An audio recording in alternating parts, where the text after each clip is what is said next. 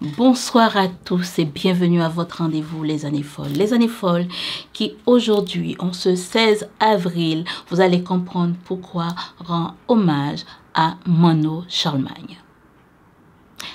Avant tout, commençons par le commencement. Nous sommes en 1948, l'année où l'ONU adopte la Déclaration universelle des droits de l'homme.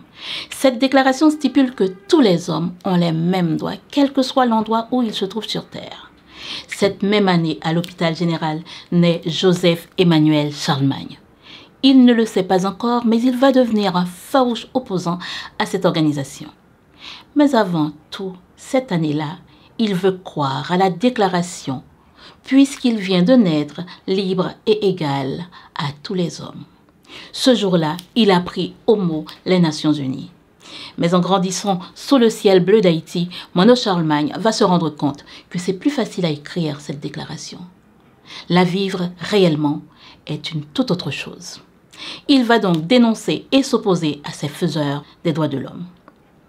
Cette semaine, hommage à Joseph Emmanuel Charlemagne, dit Mano Charlemagne.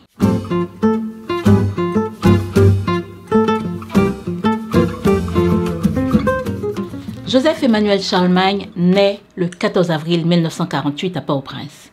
Il grandit au 327 de la Grande Rue avec une tante religieuse. Mais il se rappelle que le chant a toujours fait partie de sa vie, déjà avec sa mère qui chantait tout le temps, puis avec les chants qui lui arrivaient du temple vaudou péristyle, dit-on, situé derrière sa maison, mais aussi le chant de l'église catholique.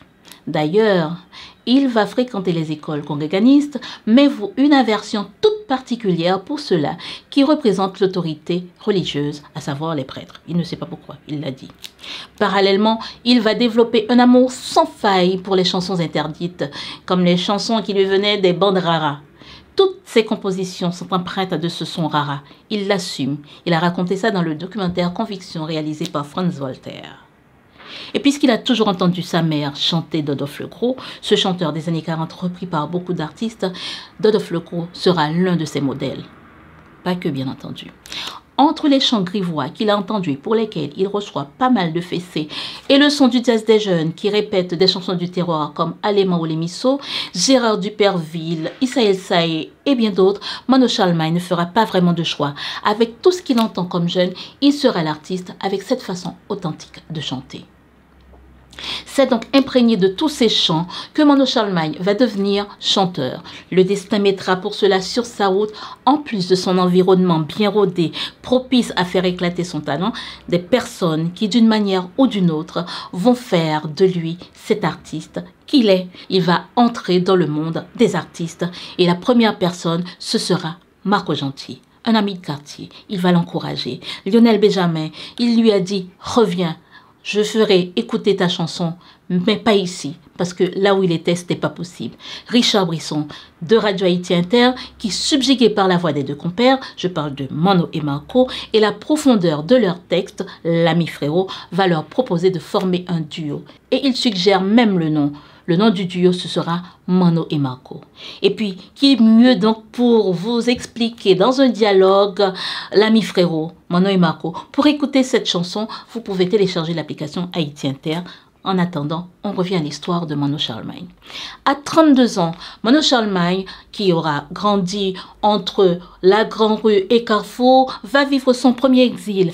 La cause est toute simple. Toute simple, dis-je, je ne le pense pas vraiment. Car lors d'un concert, il crie « Abat Duvalier ». L'artiste doit être un combattant, disait Jacques-Stéphane Alexis. Il doit prendre parti. Donc Mano Charlemagne prend le parti du peuple haïtien, quoi qu'il lui en coûte. C'est pour ça qu'il a crié Abat Duvalier, eh ben ça va lui en coûter.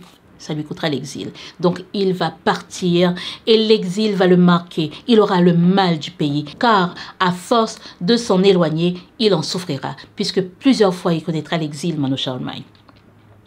Plus qu'un hommage à sa propre mère, que Mano Charlemagne considère comme la plus féministe des Haïtiennes, pour avoir fait le choix de l'émancipation en mettant au monde un enfant à 18 ans, l'artiste salue dans sa chanson « Maman » toutes les femmes courage d'Haïti. Mano Charlemagne, je viens de vous dire, a chanté Maman, mais si vous regardez bien Mano Charlemagne, il est de toutes les parties qui concernent Haïti. Haïti dans sa chair, Haïti dans ses recoins, Haïti dans ses villages, Haïti dans ses faubourgs, Haïti tout court. Donc, lors d'une interview, Mano Charlemagne disait que s'il devait naître à nouveau, il se verrait bien dans la peau d'un combattant comme Charlemagne Péralte. D'ailleurs, il lui rendra un hommage dans son album Conviction sorti en 1984. Ce disque tout entier jusqu'à la pochette est un hommage vibrant à ces paysans qui se sont battus contre l'occupation américaine en 1915. Ils seront certes massacrés et leur chef avec, Charlemagne Péralte, mais c'était des hommes debout, conséquents et qui ne se voyaient pas revenir au temps de la colonie. Ils disaient par leur combat, c'est fini les colonies, fini les colonies que va chanter Mano Charlemagne avec ce troisième album. Mais malgré les sacrifices, tous les sacrifices de sang, parce que le sang a coulé, eh bien sachez que toujours aujourd'hui, le compte n'y est pas. On a l'impression que c'est toujours pas fini les colonies. Mano Charlemagne a l'œil vif, l'esprit critique et une plume acérée. Il a compris très jeune que l'association, l'État, donc l'État haïtien, et les riches, ceux qui ont beaucoup d'argent, peut déboucher sur la maîtrise du petit peuple, la manipulation du petit peuple et lui faire n'importe quoi, tout en le gardant dans la misère, dans la crasse. C'est là tout le combat de Mano Charlemagne. Malgré une indépendance officielle depuis 1804, la vie sociopolitique haïtienne est rythmée par l'ingérence à outrance des pays, puissances étrangères, dits pays amis. En plus des ambassadeurs qui dictent leur conduite aux dirigeants haïtiens, la puissance d'action de nos chers amis s'étend aux organisations dites mondiales. Et avec cette condescendance qui leur est propre, elles vont continuer à décider avec l'aide des Haïtiens sans âme ni conviction, à part bien sûr celle de s'enrichir. Ces ONG ont davantage gagné du terrain après la catastrophe du 12 janvier 2010. Et c'est ces ONG que dénonçait déjà Mano Charlemagne dans son album Non Nan Malais, Organisation mondiale, sorti en 1988. Visionnaire Mano Charlemagne. Sa vie d'artiste qui est un engagement total à Haïti, engagé, Mano Charlemagne est passé de la dénonciation des actes des tontons Macoute dont il sera victime, en passant par les putschistes après l'élection de Jean-Bertrand Aristide et la lutte des organisations gouvernementales. Il ne s'arrêtera pas, Mano Charlemagne. Mano Charlemagne, avec sa guitare, sa plume et sa voix, mène un combat acharné pour une Haïti libérée de ses faux amis, quitte à ce qu'il se fasse piéger par la politique en se présentant aux élections municipales. Il deviendra maire de Port-au-Prince en 1995. Mais à quel prix? Une erreur reconnaîtra-t-il plus tard? Désespéré de ne rien pouvoir accomplir durant son mandat, c'est la rage au corps qu'il le fera savoir en défilant au carnaval avec des mots que je ne répéterai pas ici, mais que ses opposants considèrent comme un aveu d'échec. Ils le lui reprocheront toujours, aujourd'hui encore. Mano Charlemagne envisage de vivre définitivement dans son pays après plusieurs séjours à l'étranger. Des séjours parfois forcés, comme je le dis. Il ira aux États-Unis, il sera à Montréal, à Paris, mais entre-temps, il continuera sa lutte, car avec sa guitare, il continuera de chanter. Il donnera des concerts toujours dans le but de dénoncer ce qui ne va pas en Haïti. Comme je vous ai dit, il sera contraint à l'exil, premièrement en 1980 par Baby Doc. Mais le plus surprenant dans sa relation au monde et aux institutions qui le gouvernent, qui gouvernent le monde, est que, aussi étrange que cela puisse paraître, Joseph Emmanuel Charlemagne n'a pas choisi par hasard, si tant est qu'il ait eu le choix, la date de son départ de ce monde. Mano Charlemagne, qui semble avoir son destin lié aux droits de l'homme, est parti un 10 décembre, le 10 décembre 2017, après avoir supporté longtemps un cancer du poumon. Et rappelez-vous, le 10 décembre, c'est la journée de la Déclaration universelle des droits de l'homme. Rappelez-vous également 1948, année de sa naissance, est l'année de la Déclaration universelle des droits de l'homme. Son départ ce jour-là Est-ce une façon de contester toutes ces belles déclarations qui n'ont jamais dépassé les lignes blanches des feuilles sur lesquelles elle a été écrite?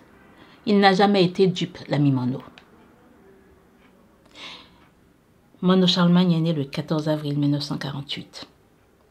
Aujourd'hui, il aurait fêté ses 76 ans. Mais la maladie en a décidé autrement. Pour toutes ces années de combat pour Haïti, Mano Charlemagne, après son décès, reçoit des funérailles nationales avant de partir se reposer définitivement à Verrette le 22 décembre 2017. L'année d'après, en 2018, il est honoré aux États-Unis où une rue de Miami porte son nom. Durant sa carrière, Mano Charlemagne a enregistré 6 albums. Le premier, Mono et Marco, sorti en 1978, et le dernier en 2006, les inédits de Mono, faits avec son complice des premières heures, Marco Gentil. Mano Charlemagne a également eu une carrière d'acteur. On peut le retrouver, entre autres, dans le film de Jonathan Demme, La vérité sur Charlie. Il raconte son histoire dans plusieurs documentaires, et dont un devant la caméra de Franz Voltaire pour le documentaire Conviction, déjà le titre de son deuxième album sorti en 1984. Le premier étant, comme je vous l'ai dit tout à l'heure, Mono et Marco. Je ne sais ce qu'aurait chanté Mano Charlemagne aujourd'hui en 2024, tant la situation sociopolitique dépasse l'entendement. Mais je sais que les Haïtiens peuvent, s'ils le veulent, s'appuyer sur ses convictions pour trouver Ontilimie et sortir la tête de l'eau. Les années folles, c'est terminé pour aujourd'hui. Mais je ne sais si vous avez des préférences. Je ne vous ai pas demandé si vous avez des préférences des chansons de Mano Charlemagne. Mais moi, j'en ai une de préférence. Sauf que, vous allez être étonnés, je ne peux pas le chanter parce que je ne connais pas les paroles. C'est GBD. Donc, je vous les laisse dans la tête comme ça. Chantez pour moi, s'il vous plaît, parce que moi, je ne peux pas chanter GBD. Je n'ai pas les paroles, je ne les connais pas. Je ne vais pas m'aventurer. Et avec la voix si singulière de Mano Charlemagne, je pense qu'il faut beaucoup s'entraîner pour l'interpréter. Et puis, Mano Charlemagne a chanté parmi tout ce qu'il a chanté. Mais il y a une tonne, que ce soit quand vous prenez l'album La Fille-Main, que vous prenez l'album là que j'ai en main, la chante Les Colonies, Fini les Colonies, que vous preniez Conviction, Mano Charlemagne chante tout. Mais il y a aussi, dans mes préférés, Salva Mater. Pour les croyants, c'est comme une transgression. Il n'a jamais aimé la religion, hein, n'est-ce pas? Ni ses représentants non plus. Donc du coup, c'est peut-être pour ça que je préfère aussi cette chanson avec GBD. Donc, sur cet album Fini les Colonies, il y a plein de titres. Il y a beaucoup de reprises qui ont été faites, des interprétations de Mano Charlemagne, parce que toutes les chansons ne sont pas forcément de lui. Il les interprète, il a réinterprété pas mal de chansons comme Le Mal du Pays, qu'il a interprété, qui a des interprétations. Il y a des interprétations de Mano Charlemagne. Donc il y a il y a Le Mal du Pays, il y a Fini les Colonies. Il y a plein de titres, hein.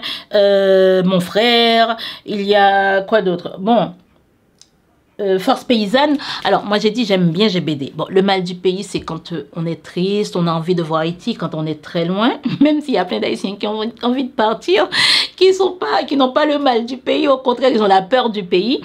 Eh ben, moi, j'ai dit j'aime bien GBD et Salva Mater parce que ça représente ce que ça représente, mais vous, qu'est-ce que vous aimez? Eh bien, dites-nous les titres que vous aimez en commentaire, dans les commentaires. Laissez-nous des commentaires sur Mano Charlemagne. Bon, je vous explique. Vous pouvez écouter toutes les chansons de Mano Charlemagne. Mais ça, pour le faire, il faut télécharger l'application Haïti Inter. Je vous explique. Cette application est très légère. Elle ne prend pas de place sur votre téléphone et elle vous permet d'écouter toute la chanson haïtienne du temps passé, mais une chanson qui reste d'actualité, comme je vous le dis tout le temps, et bien fraîche, bien travaillée, du bon boulot qui a été fait pour vous.